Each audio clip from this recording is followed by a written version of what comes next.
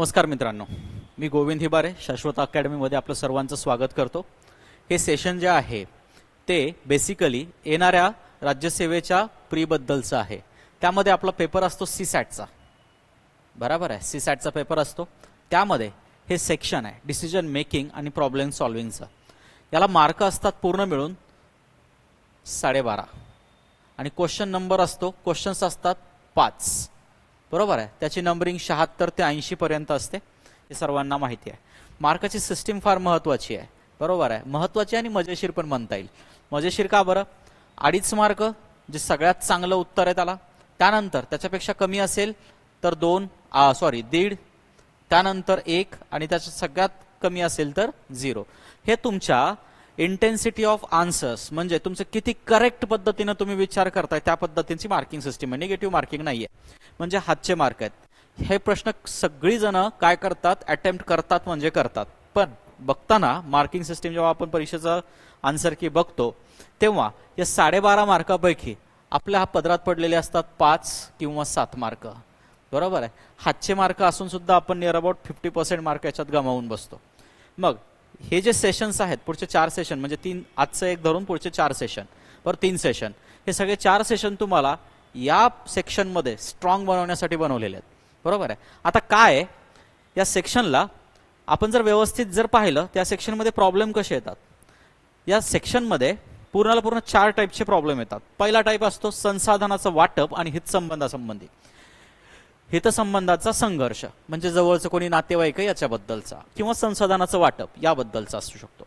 दुसरं संकट आणि आपत्कालीन परिस्थितीची हाताळणी, तुम्ही एका मोठ्या पोस्टवर आहात आणि काहीतरी संकट आलेत, त्यावेळेस तुमचं कोर्स ऑफ ऍक्शन काय असावे याबद्दलचे प्रश्न असू शकतात। त्यानंतर कार्यस्थळातील नैतिकता व प्रामाणिकता, work place ethics and integrity, बरोबर आहे। कामाच्या ठिकाणी तुमचे इथिक्स काय असावेत, इंटिग्रिटी काय असावी याच्याबद्दलचे प्रश्न असू शकतात।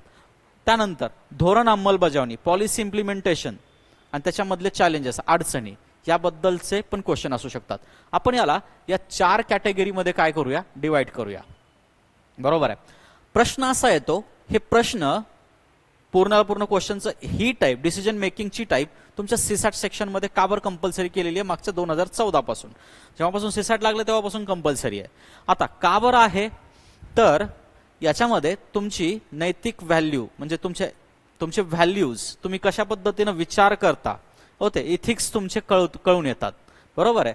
इथिकल व्हॅल्यूज तुमच्या कळून येतात, शब्द असा होईल त्याच्यासाठी, बरोबर आहे। इथिकल व्हॅल्यूज तुमच्या कळून येतात की तुम्ही कुठल्या परिस्थितीला कशा पद्धतीने रिॲक्ट करताय, तुमची बायस होऊन रिॲक्ट करण्याची पद्धत तुमच्यामध्ये ते आहे का नाही आहे, हे सगळ्या गोष्टी याच्यातून समजून येणार आहेत। त्याच्यामुळे आयोगाने फार विचार करून हे सेक्शन टाकलेलं आहे, बरोबर आहे। आता बघूया याच्यामधल्या एक टाइप बद्दल विचार करायचा आहे, एक टाइप। पहिल्यांदा आज आपण बघणार आहोत संसाधनाचे वाटप आणि हितसंबंध। आजच्या व्हिडिओमध्ये यावरचे प्रश्न असतील, या व्हिडिओमध्ये यावरचे प्रश्न असतील। आता संसाधनाचे वाटप आणि हितसंबंध हे जर बोलायचं झालं, संसाधनाचं वाटप म्हणजे कोणाकोणाचं काय येऊ शकतं की कोणात तुमच्याकडे एखादी गोष्टीची पॉवर आहे, बरोबर आहे, आणि तुमच्याकडे ते गोष्टी आहेत जे लोकांना देण्यासारख्या आहेत, त्यावेळेस तुम्ही त्याची वाटप करताना, त्याचं डिस्ट्रीब्युशन करताना, रिसोर्स अलोकेशन करताना तुम्ही बायस राहता का न्यूट्रल राहता, तुम्ही न्याय पद्धतीनं करता का कुठल्या तरी वेगळ्या पद्धतीनं वापरता त्याला, बरोबर आहे। हे सगळ्या गोष्टीचं इथं क्वेश्चन्स मध्ये तुम्हाला बघायला भेटेल। हितसंबंधांचा संघर्ष म्हणजे कॉन्फ्लिक्ट ऑफ इंटरेस्ट, म्हणजे काय होतंय, जवळचा नातेवाईकाला हे करणं, प्रेज करणं किंवा त्याच्याबद्दल सहानुभूती दाखवणं, जवळचा म्हणजे कुठल्याही बाबतीत होऊ शकतं, ते जातीवाचक होऊ शकतं किंवा समाजावाचक होऊ शकतं किंवा नातेवाईकावाचक होऊ शकतं। असं तुम्हाला तिथं फेअर गेम खेळता येतो का नाही, तुम्ही फेअर राहता का नाही एखाद्या गोष्टीबद्दल, याची सुद्धा इथं काय केली जाते, चौकशी केली जाते, तिथं चेक केलं जातं तुम्हाला।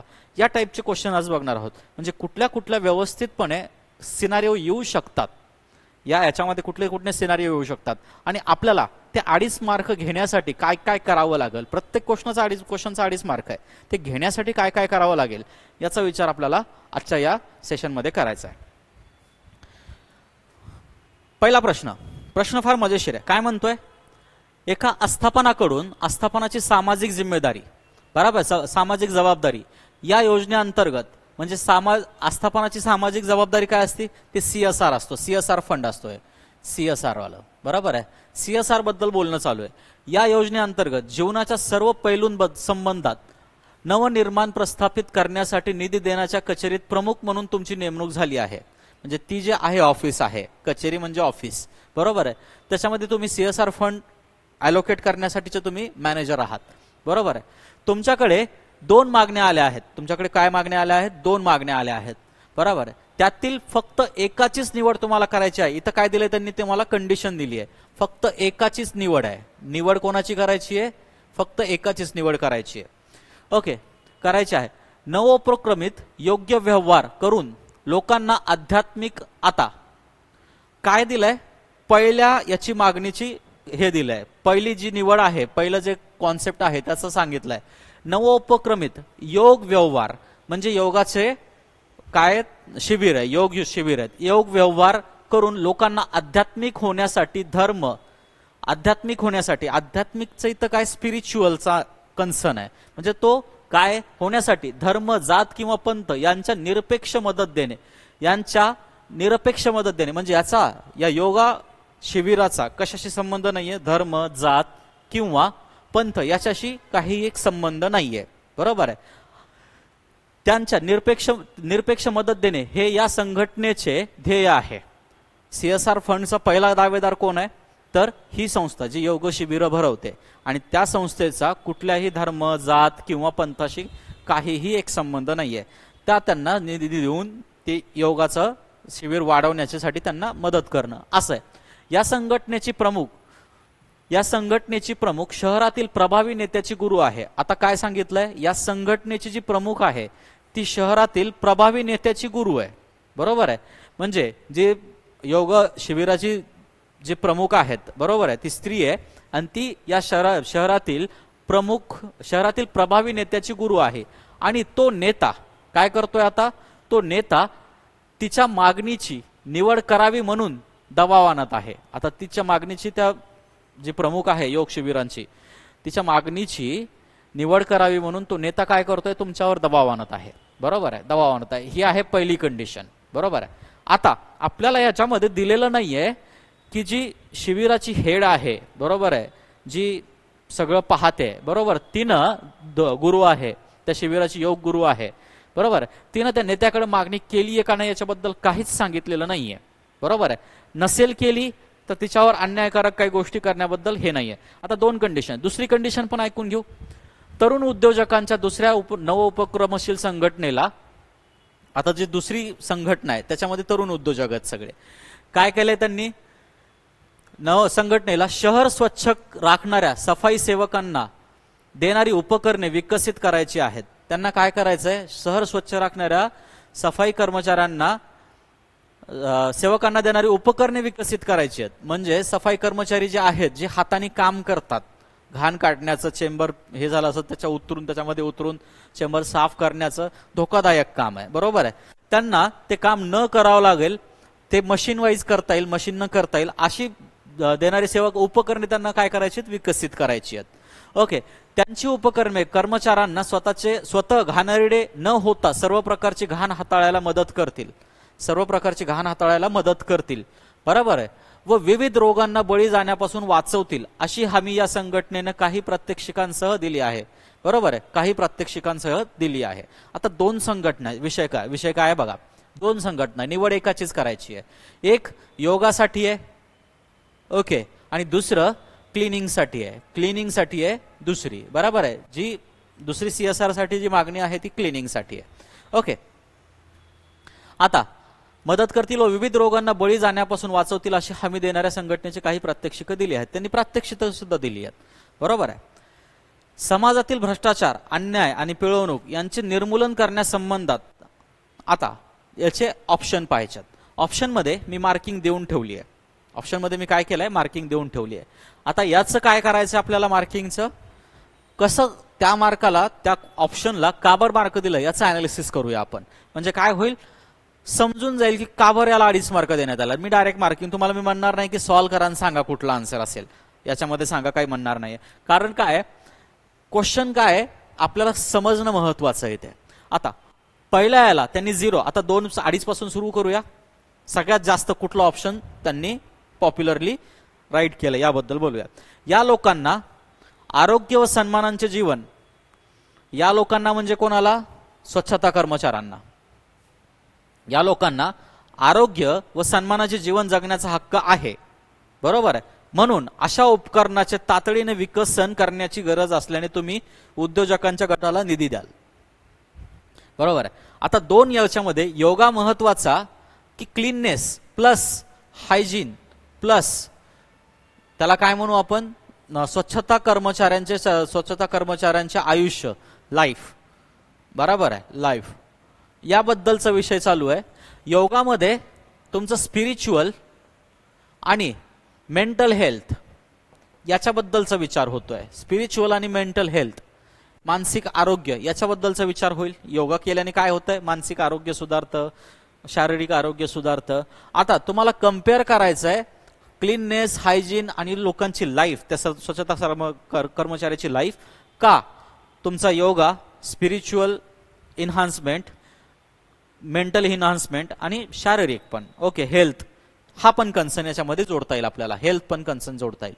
मग हे मोठं का हे मोठं, याबद्दलचा विचार करायचा आहे. तर माझ्या हिशोबाने आणि आयोगाच्या हिशोबाने तर लोकांची लाईफ हे बाकींच्या मानसिक आरोग्यापेक्षा कर्मचाऱ्यांची लाईफ फार महत्वाची आहे.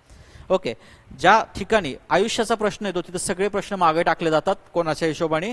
गव्हर्नमेंटच्या हिशोबाने, शासनाच्या हिशोबाने. या लोकांना आरोग्य पूर्ण व सन्मानाचे जीवन जगण्याचा हक्क आहे, म्हणून अशा उपकरणाचे तातडीने विकसन करण्याची गरज असल्यामुळे तुम्ही उद्योजकांच्या गटाला निधी द्याल. हे ऑप्शन सगळ्यात पॉप्युलर राहील आणि त्याला 2.5 मार्क दिलेले आहेत. बघा का बरं? की लाईफ हा कॉन्सेप्ट सगळ्यात पहिल्यांदा येतो. त्यानंतर 1.5 मार्क कोणाला दिलेले आहेत? शहरात या गुरुचे श्रीमंत असे अनेक शिष्य असल्याने आणि व्यापक समाजाच्या लाभासाठी ते चांगले काम करत असल्याने त्यांचे मत असलेले तुम्ही आध्यात्मिक संघटनेला निधी द्याल. दुसरं तुमचं काय असेल, पर्पज काय असेल? दुसरं मार्क कशाला दिलं 1.5 मार्क? तर तुम्ही मेंटल हेल्थला पण काय कराल, याला तुम्ही प्राधान्य देऊ शकता. माणसाची मेंटल हेल्थ पण महत्वाची, पण लाईफ समोर नाही. मग दुसरं ऑप्शन काय दिलंय? 1.5 मार्क याला भेटेल. आता 1 मार्क दोघांनीही समान निधी समाधानी ठेवण्यासाठी अर्जदारांना उपलब्ध निधी सारखा विभागून म्हणजे काय केलंय? डिस्ट्रीब्युशन ऑफ CSR फंड केलंय, देण्यासाठी व्यवस्थापकाकडून खास परवानगी मिळवाल, बरोबर आहे.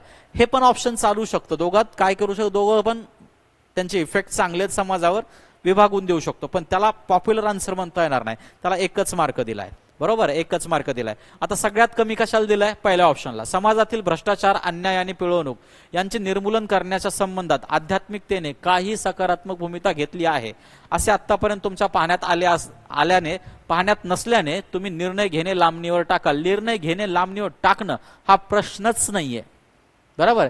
जेव्हा पण तुम्ही एखाद्या गोष्टीला डिले करता तर CSR फंड आहे, बरोबर आहे. तो CSR फंड जेवढा वेळ तुम्ही पडून राहील तुमचा तेवढं ते कामाचं राहणार नाहीये, बरोबर आहे. म्हणजे हे ऑप्शन काय होत आहे? 0ला जात आहे. हे निगेटिव्ह ऑप्शन्स आहे, बरोबर आहे. बघूया पुढचा प्रश्न. चला. तरुण व्यक्ती म्हणून ओळख असून आपल्या लोकसंख्येच्या 32% भाग असलेले 10 ते 24 वयोगटातील मुलगे व मुली. प्रश्न कोणाबद्दल आहे? यंग जनरेशन बद्दल आहे, बरोबर आहे. यंग जनरेशन बद्दल आहे. ते काय वयोगट आहे त्यांचा? 10 ते 24, बरोबर आहे. या वयोगटातली मुला मुलींबद्दलचा प्रश्न आहे. शारीरिक आणि संप्रेरकामुळे, संप्रेरका म्हणजे हार्मोन्समुळे होणारे बदल, बरोबरीचा दबाव म्हणजे पियर प्रेशर, बरोबरीचा दबाव म्हणजे काय? पियर प्रेशर, एकाकीपणा, शारीरिक आकर्षण, लैंगिक कुतूहल इत्यादीमुळे तणावाखाली असतात. काय काय कारण दिलेत? पियर प्रेशर, हार्मोन्स, शारीरिक आणि संप्रेरक होणारे बदल, बरोबर आहे. म्हणजे बॉडीचे चेंजेस आणि हार्मोनल चेंजेस. पियर प्रेशर, बरोबरांचा दबाव, एकाकीपणा, लोनलीनेस, बरोबर आहे. शारीरिक आकर्षण, लैंगिक कुतूहल इत्यादीमुळे तणावाखाली असतात. म्हणजे कशामुळे? काय? डिप्रेशन मध्ये, तणावाखाली असतात. हे पाहण्यात आले आहे, बरोबर आहे. बरोबरीनं सामाजिक माध्यमे खाण्याच्या आरोग्याला, खाण्याच्या आरोग्याला हानिकारक सवयी, बरोबर आहे. इथं आरोग्याला, खाण्याच्या आरोग्याला हानिकारक सवयी म्हणजे इथं उलट पाहिजे होतं, थोडंसं वाक्य आयोगाने चुकवलेलं आहे. खाण्याच्या आरोग्याला हानिकारक सवयी. आणखी त्यांनी काय दिलेत, योग्य पद्धतीनं न खाणं, विविध प्रकारची व्यसने, बरोबर आहे, विविध प्रकारची व्यसने, निष्काळजीपणा इत्यादी त्यांच्या शारीरिक, भावनिक आणि सामाजिक स्वास्थ्यावर परिणाम करतात. हे सगळे कारण कशाचे आहेत, 3 गोष्टीवर परिणाम करतात. कुठल्या? शारीरिक, भावनिक आणि सामाजिक स्वास्थ्यावर, आणि सामाजिक स्वास्थ्यावर परिणाम करतात. अनेक वेळा वैचारिक गोंधळ आणि वैफल्य, डिप्रेशन, वैचारिक गोंधळ आणि वैफल्य म्हणजे काय, डिप्रेशन, त्यांना आत्महत्येकडे, बरोबर आहे, सुसाईडकडे घेऊन जातं. या सगळ्या गोष्टीमध्ये युथमध्ये सुसाईड करण्याची शक्यता काय करते, वाढते. असा यांचा प्रॉब्लेम आहे, आत्महत्येकडे घेऊन जाते. एक जबाबदार डॉक्टर, आता तुम्ही कोण आहात स्वतःला त्या शो मध्ये ठेवायचं आहे, तुम्हाला त्या पोझिशनला न्यायचं आहे, त्या कॉन्सेप्टला न्यायचं आहे. तुम्ही एक जबाबदार कोण आहात, डॉक्टर आहात आणि आरोग्य विभागातील वरिष्ठ अधिकारी आहात. तुम्ही आरोग्य विभागातील वरिष्ठ अधिकारी आहात, दोन्ही गोष्टी आहात, डॉक्टर पण आहात आणि वरिष्ठ अधिकारी पण आहात. म्हणून तुम्ही ही मोहीम कुठली, आता खालीलपैकी कुठली मोहीम हे करायची आहे, चालवायची आहे, त्याला प्राधान्य द्याल. आता खाली 4 मोहिमा दिलेल्या आहेत, त्यासोबत त्यांचे मार्किंग पण, कुठली मोहिमेला सगळ्यात जास्त मार्क दिलेत ते मी पण टाकलेले आहेत, आयोगाच्या प्रमाणेच टाकलेत. आता 2.5 मार्काची मोहीम कुठली सगळ्यात जास्त, म्हणजे कुठल्या पद्धतीने विचार करायला पाहिजे हे सांगणारं काय बघा. शैक्षणिक आणि सामाजिक जबाबदारी घेणारे म्हणजे एनजीओ. कुठले एनजीओ पाहिजे, एनजीओ कुठले पाहिजे, सामुदायिक सामाजिक जबाबदारी घेणारे. आणि शैक्षणिक म्हणजे क्लासरूम मध्ये, शाळा वगैरे या गोष्टींसाठीचे जबाबदारी घेणाऱ्या संस्था, शाळा आणि एनजीओ या दोघांबद्दल बोललाय.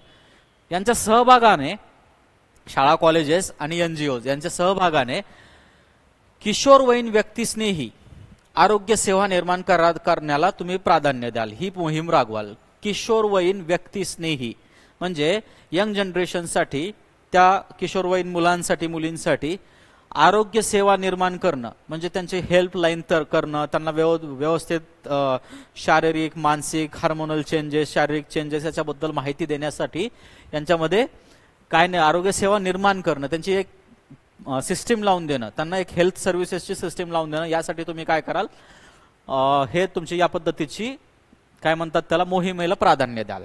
हे याचं पहिलं होतं. कारण की डायरेक्ट कशावर घाव घालताय, मूळ मुद्द्यावर घाव घालताय. मूळ मुद्दा काय, किशोरवयीन मुलांचे आरोग्य, त्यांची मानसिक स्थिती, होणारे हार्मोनल चेंजेस याबद्दल सांगण्यालाच त्यांना कोणी नाहीये, बरोबर आहे. यंग जनरेशनला या सगळ्यांबद्दल माहिती, इन्फॉर्मेशन देणारं काही नाहीये.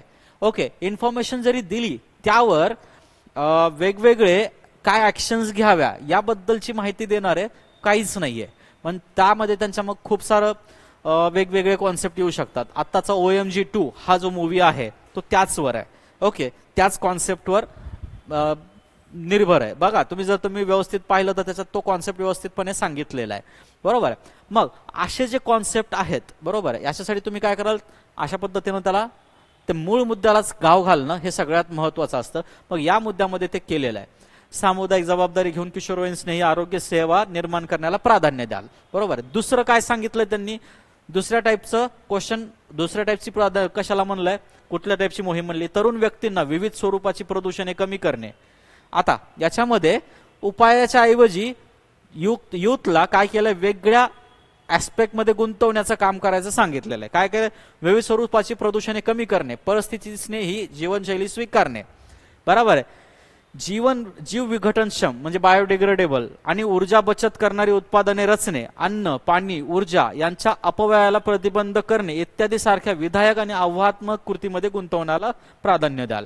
विधायक आणि आव्हानात्मक कृतीमध्ये या युथला गुंतवलं. आता यांचं काय म्हणणं आहे, अशा पद्धतीने जर गुंतवलं तर यांच्या मनात हे डिप्रेशन, कामाच्या ओझ्याखाली, म्हणजे बेसिकली कुठं ना कुठं तरी मन गुंतून राहिल्यामुळे बाकीच्या गोष्टी होणार नाहीत, म्हणजे डिप्रेशन येणार नाही, व्यसनाधीनता येणार नाही, अशा गोष्टी यांना म्हणणं आहे. पण हे त्या गोष्टीला साजेसं उत्तर नाहीये, म्हणून याला काय दिलं त्यांनी, 1.5 मार्क दिलाय, बरोबर आहे. म्हणजे मेन जो प्रॉब्लेम आहे त्याला हातच घातलेला नाहीये, फक्त काय केलंय, एक बाजूची पायवाट त्याच्यासाठी तयार केलेली आहे, बरोबर आहे. आता 1 मार्क दिलाय त्यांनी या गोष्टीला, सर्व संबंधितांना तरुण व्यक्तींना आत्महत्येकडे लोटण्यासाठी शक्यता असणाऱ्या वर्तनाबाबत दक्ष राहायला मदत देण्याला सांगणे, बरोबर, मदत देण्यासाठी प्राधान्य देणे. म्हणजे काय करताय, युथच्या आजूबाजूला जेवढे काही अडल्ट्स आहेत, म्हणजे बेसिकली मोठी लोक आहेत, त्यांना याबद्दल जागृत करणं आणि अशा काही घटना होत असतील तर त्याच्यावर जागृत करण्यासाठी आणि स्वतःला तिथं सांगण्यासाठी प्रेरित करणं, बरोबर आहे. म्हणजे हे काही उपाययोजना नाहीये, बरोबर आहे. याला आपण काय म्हणू, जागरूकता म्हणू जास्तीत जास्त तर, बरोबर आहे. म्हणून याला 1 मार्क दिलाय. आता 0 मार्क, मुलींचे तसेच मुलांचे लग्नाच्या वयाची कायदेशीर मर्यादा कमी करायला भाग पाडणं, बरोबर आहे, प्राधान्य देणं. हे प्रॉब्लेमच्या ऐवजी नवीन प्रॉब्लेम तयार करण्यासारखं आहे. मुलींची आणि मुलांची वयाची लग्नाची मर्यादा कमी केली तर वेगळेच प्रेशर, आणखी वेगळ्याच गोष्टी तयार होऊ शकतात, बरोबर आहे. नॉलेज नसताना लग्न केल्यानंतर ते वेगळंच सामाजिक जिम्मेदाऱ्या, परिवाराची जिम्मेदारी, याच्यामध्ये आणखी काहीतरी वेगळं होऊन बसायचं.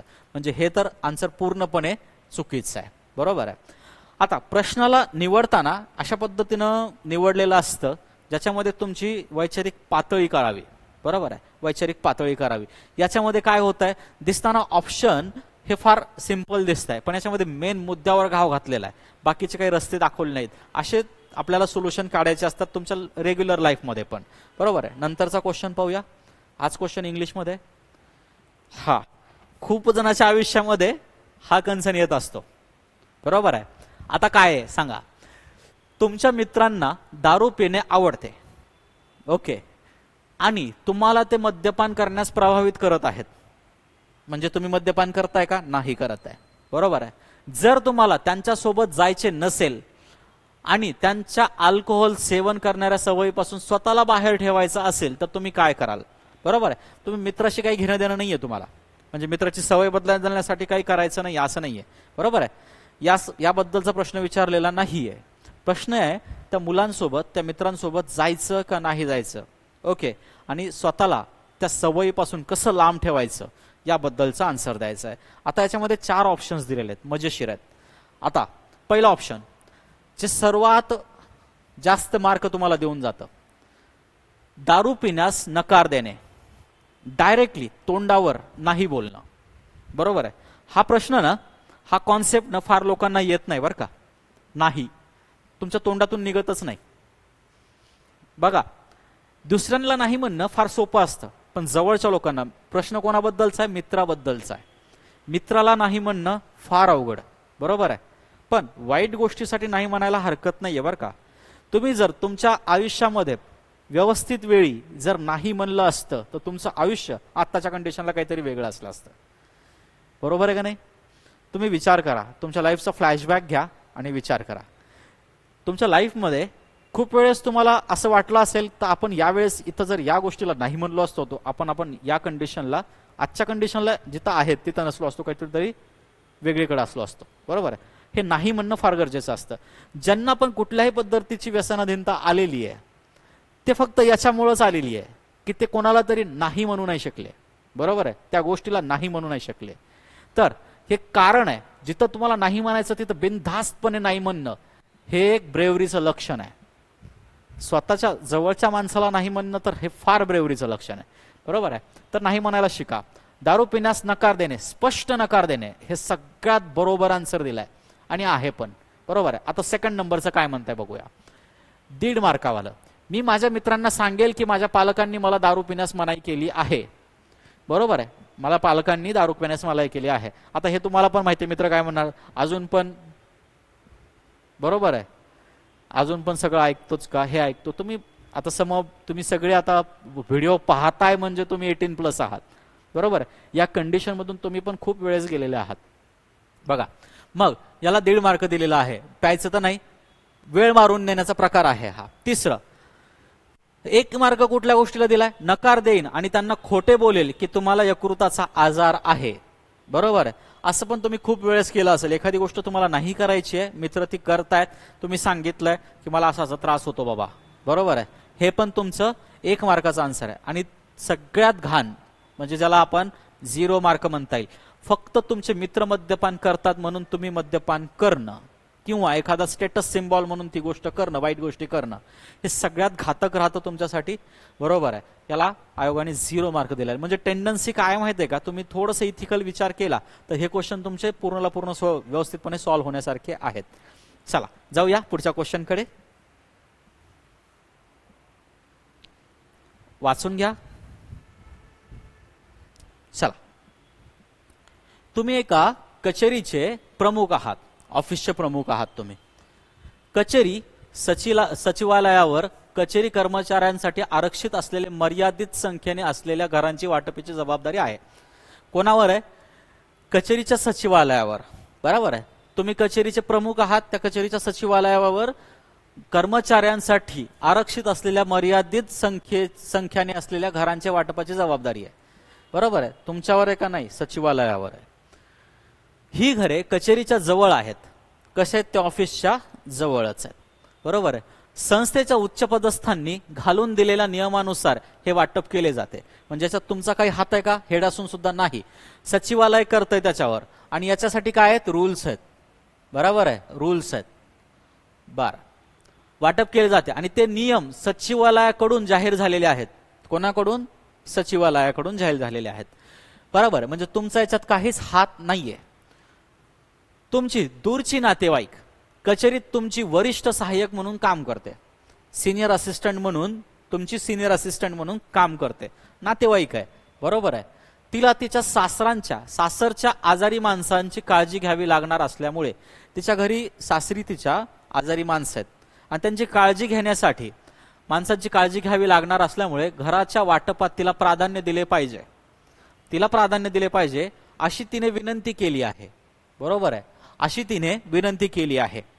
तिने पण विनंती केली आहे. बरोबर आहे. एका अन्य कनिष्ठ कर्मचाऱ्याने, आता दुसरा कर्मचारी आहे तो कनिष्ठ आहे, सिनियर असिस्टंट वगैरे नाही, कनिष्ठ कर्मचारी आहे. कर्मचाऱ्याने देखील त्याला त्याच्या आजारी पत्नीची काळजी घ्यावी लागत असल्याने त्याला घर द्यावे अशी विनंती सचिवालयाकडे केली आहे. बरोबर आहे. कनिष्ठ कर्मचाऱ्यांनी काय केलं? त्याच्या पत्नीची काळजी घेण्यासाठी त्याला घर द्यावं अशी विनंती केली आहे. सचिवांनी नियमांकडे बोट दाखवून, सचिवांनी काय केलंय? सचिवालयाच्या सचिवांनी नियमाकडे बोट दाखवून तिची विनंती नाकारली आहे. बरोबर आहे. आता सचिवांनी तिची विनंती नाकारली आहे म्हणजे काही ना काहीतरी अर्जामध्ये डिफॉल्ट असणार आहे. बरोबर आहे. याच्या अर्जामध्ये त्यांच्या अर्जामध्ये नियमानेच होतंय ना सगळं. पॅराग्राफ मध्येच दिलंय. काय दिलंय? नियमानेच सगळं घर वाटप होत आहेत. रूल्स आहेत त्या पद्धतीनेच होत आहेत. सचिवांनी काय केलं? तिच्या नियमांकडे बोट दाखवून तिची विनंती नाकारली. म्हणजे काही नियमात ती बसत नाहीये, तिची विनंती नाकारली आहे. आणि त्याच नियमांच्या आधारे कनिष्ठाच्या कामाचे स्वरूप विचारात घेऊन, म्हणजे कनिष्ठाच्या कामाचे तिचे जो कनिष्ठ आहे म्हणजे ज्युनियर जो आहे त्याचे विचारात घेऊन, स्वरूप विचारात घेऊन त्याला घर दिले आहे. म्हणजे नियमानुसार याला घर दिलं आहे. आता तुमची नातेवाईक तुमच्या या कनिष्ठ कर्मचाऱ्याला दिलेले घर मिळवून द्यावे, तिला मिळवून द्यावे, तिला वापस मिळवून द्यावे यासाठी तुमच्यावर दबाव आणत आहे. काय करताय? तुमच्यावर दबाव आणताय. बरोबर. आणि तुम्हाला तिची निराशा टाळायची आहे. आता प्रश्नात दिलंय तुम्हाला तिची निराशा टाळायची आहे. तुम्ही काय निर्णय घ्याल असं नाही विचारलंय. तुम्हाला तिची निराशा टाळायची आहे. तुमच्यावरती निराश नाही झाली पाहिजे असं याच्यामध्ये कॉन्सेप्ट आहे. सिंपलची गोष्ट आहे ना. तुम्हाला तिची निराशा टाळायची आहे. आता आयोगाने दिलेला आन्सर फार मजेशीर आहे. बघा काय म्हणताय. 2.5 मार्काला काय दिलंय? प्रश्न काय तो समजून घ्या. 2 जण कॅन्डिडेट आहेत, एकच घर आहे. बरोबर आहे. एकच घर आहे. ओके. 2 जण कॅन्डिडेट आहेत. दोघांचे पण काय? हिच्या सासरच्या माणसाला घर द्यायचंय. सासरच्या माणसाच्या देखभालीसाठी हिला जवळ घर पाहिजे आणि हिच्या पत्नीसाठी जवळ घर पाहिजे. हिची पोस्ट जी आहे ते सिनियर असिस्टंट आहे आणि हा कोणीतरी ज्युनियर आहे, कुठेतरी कनिष्ठ वर्ग कर्मचारी आहे. बरोबर आहे. पण कोणाला भेटलंय? नियमानुसार कोणाला भेटलंय? इकडे भेटलंय. आता ती काय म्हणते? मला मिळून दे, तुमच्या पॉवरसाठी मला मिळून द्या. तुम्हाला तिची नाराजी नकोय, पण त्या ज्युनियरची नातेवाईकाची नाराजी नकोय, सिनियर असिस्टंटची. आता 2.5 मार्काला काय दिलंय माहितीये का? पर्याय मस्त आहे. वाचून बघितल्यानंतर तुम्हाला खरंच कळेल. जर तुम्हाला, आणि या पूर्ण प्रश्नांमध्ये ना सगळा खेळ ना तुमच्या वाचनावर आहे. तुम्ही किती चांगल्या पद्धतीने याचं वाचन करता त्यावर आहे. बघूया. तुमच्या उपस्थितीत तिची विनंती विचारात न घेण्याच्या निर्णयासंबंधी तात्विक बैठक तिच्यासाठी स्पष्ट करण्याची विनंती सचिवालयाला कराल. म्हणजे काय करायचंय? सचिवालयाने तिनं तिची विनंती का बरं नाकारली याबद्दल बैठक घ्या, कारणे दाखवा, अशी बैठकच, तात्विक बैठकच घ्या, तिच्या समोर सांगा की का बरं नाकारलंय. म्हणजे काय होईल रे, हा पर्टिक्युलर जो हेड आहे त्याला तो बाजूला पडेल. तुमच्या नियमामध्ये अशी खोट होती, त्याच्यापेक्षा याचे नियम चांगले होते, म्हणजे याच्या कंडिशन्सनुसार फेअर होते म्हणून त्याला देण्यात आलं. हे त्यांनीच कोणी सांगायचं, सचिवांनीच सांगायचं, सचिवालयानेच तिला स्पष्ट करायचं. ओके, तुम्ही काय करायचं नाही त्याच्यात. म्हणजे तुम्ही काय करणार, तुमच्या पॉवरचा काय उपयोग, तुम्ही अर्ज केला, विनंती केली सचिवालयाकडे, हिला का बरं नाकारण्यात आलं याची स्पष्टता तिला द्यावी, म्हणजे तुमच्यावर काही डाग राहणार नाही. म्हणजे हे सगळ्यात मोठं काय, तिची नाराजी पण तुमच्यावरची टळेल आणि तिला समजून पण येईल का बरं दिलाय. बरोबर आहे, का बरं दिलाय, म्हणजे हे सगळ्यात जास्त योग्य कारण आहे. आता 1.5 मार्काचं कारण काय दिलंय बघू. तिचे व इतर नातेवाईकाचे तुमच्या बरोबरचे संबंध ताणले जाण्याची शक्यता असूनही निर्धारित नियम काटेकोर पाळले असल्यामुळे सचिवालयाच्या टिप्पणीशी सहमत व्हाल. आता हे पण पर्याय बरोबर आहे, पण संगत पर्याय निराशा टाळायची म्हणून तुम्हाला सांगितलेलंच आहे, निराशा टाळायची म्हणून, पण याच्यात तर निराश होणारच आहे ना ती. मग हा पर्याय नियमानुसार तर बरा आहे, पण निराश होणार आहे. आता त्यानंतरचं 3 नंबरचं 1 मार्काचा ऑप्शन काय दिलं त्यांनी, सचिवालयाला वाटपाचा आदेश राखून ठेवण्याची आणि वाटप जाहीर करणे शक्य तेवढे लांबवण्याचे आदेश द्याल. लांबवणं हा पर्याय नसतो, बरोबर, त्याच्यामुळे याला 1 मार्क दिलाय. आणि त्याच्यापेक्षा वर्स्ट पर्याय काहीतरी असेल, नातेवाईकांच्या आजारासारखा व्यक्तिगत समस्येसारखा आजारासारख्या व्यक्तिगत समस्येसारख्या कोणत्याही विनंतीला विचारात न घेता घरांचे वाटप करण्याचे आदेश सचिवालयाला द्याल. नाही, सचिवालयाला आदेश देता येत नाहीत तुम्हाला, बरोबर, त्यांचे नियम आहेत, बरोबर आहे. आणि त्याच्यामध्ये असा नियम आहे, आजारी व्यक्तींची काळजी घेणं असा नियम जर आहे, इथं सासरच्या लोकांची होती आणि इथं पत्नीची होती, बरोबर आहे. जवळचं नातेवाईक कोण आहे, पत्नी आहे ना, सासरच्या लोकांपेक्षा कर्मचाऱ्याच्या हिशोबाने पत्नी आहे, बरोबर आहे. मग हे इथं असं होत नाही. मग या नियम असं जर केलं तर सगळ्यालाच या कंडिशन मधून बाहेर पडावं लागेल, ही कंडिशनच नाहीशी करावी लागेल. पर्सनल रिझनची कंडिशन असतेच कुठल्याही गोष्टीला, बरोबर आहे. हे पर्सनल रिझनची कंडिशनच नाहीशी करावी लागेल. मग ते काही योग्य होणार नाही. एकामुळं गव्हासोबत किडे पण रगडल्या जातील, सगळ्या काही गोष्टी वेगळ्या होतील, म्हणून ते योग्य पर्याय नाहीये, बरोबर आहे. वैचारिक पातळी राखून तुम्हाला काय करायचंय बघा. या गोष्टीमध्ये 4थ्या ऑप्शन मध्ये तुम्ही सेफ हँड घेतलाय, म्हणजे डिप्लोमॅटिक वागणं काय असतं या प्रश्नावरून आपल्याला कळतं. डिप्लोमॅटिक वागणं काय असतं या प्रश्नावरून कळतं. चला पुढच्या क्वेश्चन कडे जाऊया. वाचून घ्या प्रश्न.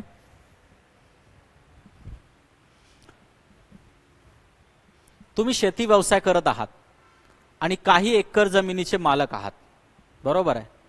आसपासचे अल्पभूधारक शेतकरी आणि जमीन नसलेले लोक तुमच्या शेतावर कामगार म्हणून राबतात, बरोबर आहे.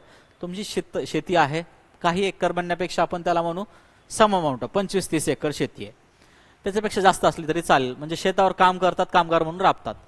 आता मुख्य काय दिलंय बघू पुढच्या पॅसेजमध्ये. कीटकनाशकांच्या फवारणीसह ते सर्व प्रकारची कामं करतात. तुमच्या जिल्ह्यातील अनेक शेतकरी आत्महत्या केल्या आहेत, शेतकऱ्यांनी आत्महत्या केल्या आहेत. दुष्काळग्रस्त भाग आहे, बरोबर आहे, त्याच्यात आत्महत्या केलेल्या आहेत आणि करत सुद्धा आहेत. परिस्थिती भयानक आहे. त्यात तुमच्या कामगारातले काही जण समाविष्ट आहेत. म्हणजे या आत्महत्या करणाऱ्यामध्ये पण तुमच्या कामगारामध्ये शेतीमध्ये काम करतात त्याच्यामध्ये पण काही लोक त्याच्यामध्ये समाविष्ट आहेत, बरोबर आहे. काही लोकांनी तुमच्या इथं पण आत्महत्या केल्या आहेत.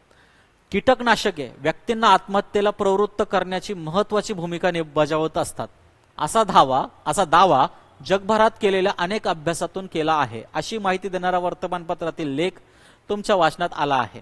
म्हणजे काय सांगितलंय, कीटकनाशक दिसले की त्याच्यातून ते दिसल्यानंतर ते पिऊन आत्महत्या करण्याचं प्रमाण खूप आहे.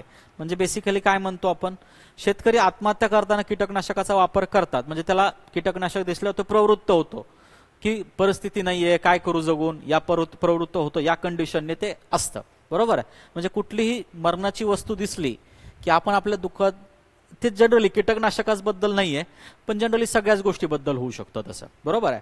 जिथं जिथं वैफल्य आलेलं असतं, डिप्रेशन आलेलं असतं, तेव्हा मरणाची साधनं कुठली जवळ असली ज्याच्याने मरू शकतो माणूस, ती आपली वाटतात, बरोबर, ती घ्यावं करावं वाटतं, बरोबर. तसंच कीटकनाशकाबद्दल आहे.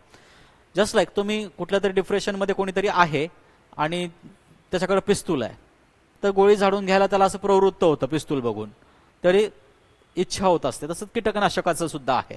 बरोबर आहे. शेतकऱ्यांना आत्महत्या करण्यासाठी, कारण की डेली यूज मध्ये ते गोष्टी आहेत शेतकऱ्यांच्या, असा अभ्यास वर्तमानातील लेख तुमच्या वाचनात आलेला आहे. कीटकनाशके पिऊन आत्महत्या करण्यापुरते हे मर्यादित नाही. बरोबर आहे. आता पुढे काय सांगितलं, आणखी काय तोटे आहेत त्याच्याबद्दल बोललंय. मर्यादित नाहीये. आता पुढे काय, हाताळताना किंवा फवारताना कीटकनाशकांचे रेणू श्वासासोबत घेतले जातात आणि वर्षानुवर्ष शरीरात जमा होतात. काय होतात? वर्षानुवर्ष शरीरात जमा होतात. हे रेणू मानवी मेंदूवर आणि मज्जासंस्थेवर परिणाम करतात. कुठं? आरोग्यावर परिणाम करतात. यातून व्यक्तीला नैराश्य, उदासी, आत्मघाती वृत्तीचा विकास होतो. म्हणजे long term use of chemicals काय होतं? नैराश्य येऊ शकतं, उदासी येऊ शकते, आत्मघाती वृत्ती विकसित होते. या माहितीला तुमचा प्रतिसाद काय असेल? बरोबर आहे. आता ही माहिती तुम्हाला भेटल्यानंतर तुमचा प्रतिसाद काय असेल? आता तुम्ही याच्यानंतर तुम्ही एनलायटन झालात, या नॉलेजने तुम्ही काय झालात? एनलायटन, तुम्हाला ते भेटलंय. आता तुम्ही त्याच्यावर कृती काय कराल? बरोबर आहे. त्याच्याबद्दलचा विचार करायचा आहे. मी माझ्या सगळ्यात योग्य आन्सर 3 नंबरचा दिलाय आयोगाने. काय म्हणताय? मी विश्वासू तज्ञांची सल्ला मसलत करेल. आता हा लेख आहे ना, बरोबर आहे. तर लेखातलं सगळंच खरं आहे असं नाही होऊ शकत. अहवालात सांगितलंय, कोणी सांगितलंय म्हणून नाही होणार ना. मग पहिल्यांदा काय करेल? मी विश्वासू तज्ञाशी सल्ला मसलत करेल.